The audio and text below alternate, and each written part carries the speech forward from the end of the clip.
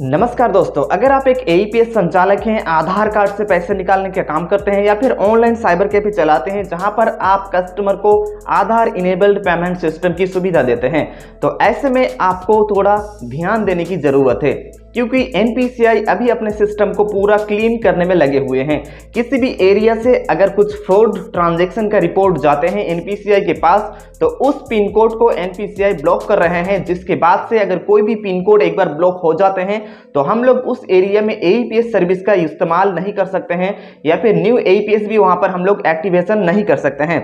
ऐसे में एनएसडीएल से चलने वाले एईपीएस एनएसडीएल कुछ ऐसे पिन कोड्स को ब्लॉक किए हैं जहां पर हम लोगों के पास इसका पूरा लिस्ट आ चुके हैं। कुछ ऐसे एरियाज हैं जहां पर एईपीएस सिस्टम को ब्लॉक किए गए हैं, बंद किए गए हैं, उस एरिया में एईपीएस नहीं चलेगा और न्यू एक्टिवेशन भी हम लोग नहीं कर सकते हैं। अगर आप एक एईपीएस संचालक हैं, आधार इनेबल्ड पेमेंट सिस्टम का यूज करते हैं, ऐसे में आपको क्या सावधानी बरतनी होगी तो आपका सेफ सुरक्षित आपका आईडी रहेगा। इस सभी डिटेल्स हम लोग आज के इस वीडियो में आपको बताएंगे। पिछले कुछ दिनों से हम लोगों के भी कई सारे रिटेलर्स हैं जिनके जो है एईपीएस को एनपीसीआई की तरफ से बंद किए गए हैं। अगर एक बार बंद हो जाता है एईपीएस तो दोबारा हम लोग उसका एईपीएस एक्टिव नहीं कर सकते हैं अगर एनपीसीआई ब्लॉक करते हैं। तो ऐसे में कुछ ऐसे ट्रांजैक्शन है जिसके ऊपर हम लोगों को ध्यान में रख करके हम लोगों को एईपीएस ट्रांजैक्शन करना पड़ेगा, तब जाकर के हम लोगों का आईडी सेफ सुरक्षित चलेगा और लॉन्ग टाइम तक टिके रहेगा। ऐसे में सबसे पहले मैं आपको लिस्ट दिखाता हूं कौन कौन सा जो है एरिया में पिन कोड में एईपीएस सिस्टम को जो है ब्लॉक किए हैं, बंद किए हैं। उसके बाद मैं आपको बताऊंगा क्यों बंद किए जाते हैं या फिर आपको क्या सावधानी बरतनी पड़ेगी। सबसे पहले यहाँ पर साइड में आप देख सकते हैं, मैं यहाँ पर स्क्रीनशॉट दे दूंगा।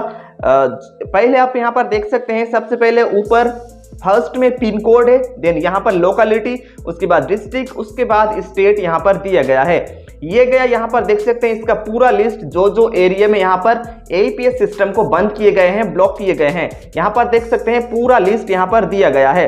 अब इस एरिया में न्यू आईडी अगर किसी भी कंपनी का कोई रिटेलर लेते हैं तो वहां पर आईडी तो बन जाएगा बट एईपीएस सर्विस जो है नहीं चलेगा, पैसा वो नहीं उठा सकते हैं कस्टमर का आधार कार्ड से। ये सभी लिस्ट में जितने भी पिन कोड्स दिए गए हैं, जितने भी एरियाज दिए गए हैं, हम लोगों के वेस्ट बंगाल से भी कई सारे ऐसे डिस्ट्रिक्ट हैं, हम लोगों के मालदा डिस्ट्रिक्ट भी हैं, कई सारे डिस्ट्रिक्ट को भी यहाँ पर ब्लॉक किए गए हैं, मतलब पिन कोड को बंद किए गए हैं। अब इसका लिस्ट भी मैं ये वीडियो अपलोड होने के बाद टेलीग्राम में दे दूंगा, अगर आपको लिस्ट देखना है तो वहां पर से भी देख सकते हैं, वरना वीडियो में तो आपने देखा ही। अब मैं आपको बताता हूं कि अगर आप एक एईपीएस संचालक हैं तो आपको क्या सावधानी बरतनी पड़ेगी। मान लीजिए कोई भी अगर आप एक एईपीएस ट्रांजैक्शन करते हैं तो कंटिन्यूअसली आप बैलेंस चेक कर रहे हैं, तो कंटिन्यूअसली आपको बैलेंस चेक नहीं करना है, आपको एईपीएस विड्रॉल भी करना है।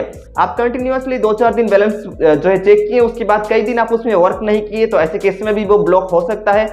आप जो है कंटिन्यूअसली सिर्फ मिनी स्टेटमेंट ही निकाल रहे हैं तो ऐसा भी आपको नहीं करना है, एईपीएस विड्रॉल भी आपको करना है। और सबसे बड़ा जो रीजन है, आपको ट्राई करना है कि एईपीएस ट्रांजैक्शन सबसे कम जाए, बहुत ज्यादा जो है फेल्ड नहीं जाना चाहिए।